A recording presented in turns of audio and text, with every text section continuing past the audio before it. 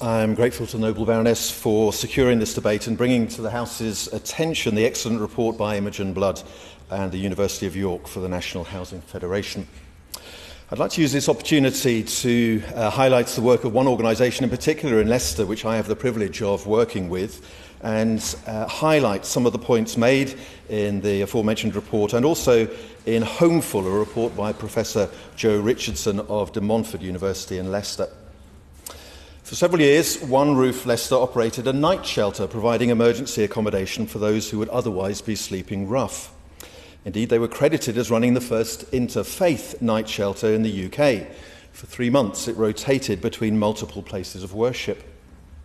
They then began to offer supported housing for people experiencing homelessness, and the outcomes have been so positive that they've now moved over fully to that model. As the Housing First approach suggests, once people have a safe and secure place to call home, they are in a much better position to engage with support services. But to also help residents navigate the complexity of the various different agencies and services they might need, each One Roof Leicester resident has a key worker who helps them access benefits, housing, employment or training, and health services.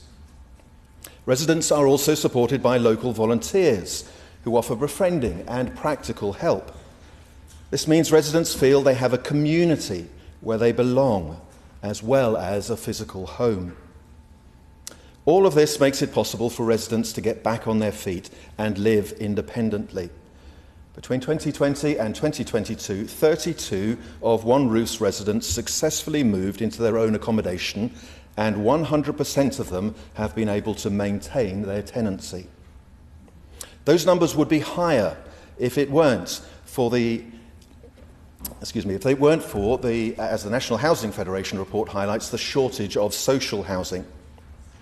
Years-long waits for council-owned properties and the impossibly high cost of privately rented accommodation means residents stay with One Roof longer than they need. That in turn means people whose lives could be changed by that one-to-one support have been turned away. Just last Monday, 3 people looking for a space with One Roof were turned away. It is clear that the need is great.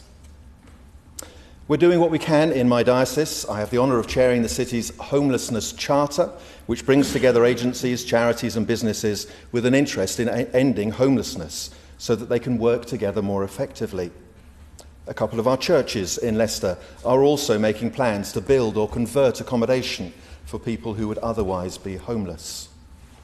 But there are limits to what the charity and voluntary and faith sector can do without government support. The government is in a position to increase the social housing stock with capital investment, and by ensuring new developments dedicate at least 10% of their stock to affordable housing. By creating a ready supply of housing for people to move from supported accommodation into, that sector can achieve transformational outcomes for more and more people.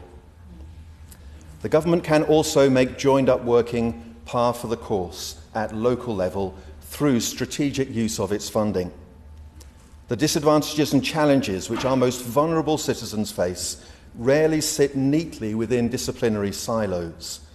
So it is vital that housing, justice, health, social care work together effectively, ideally following a Housing First approach. It is fiscally sensible to invest more into social housing and supported accommodation. The Everybody In campaign of 2020 showed the strides we can take against homelessness when there is a will and the resource. And I would add, knowing that we can do better for our most vulnerable citizens, it is morally imperative that we do so.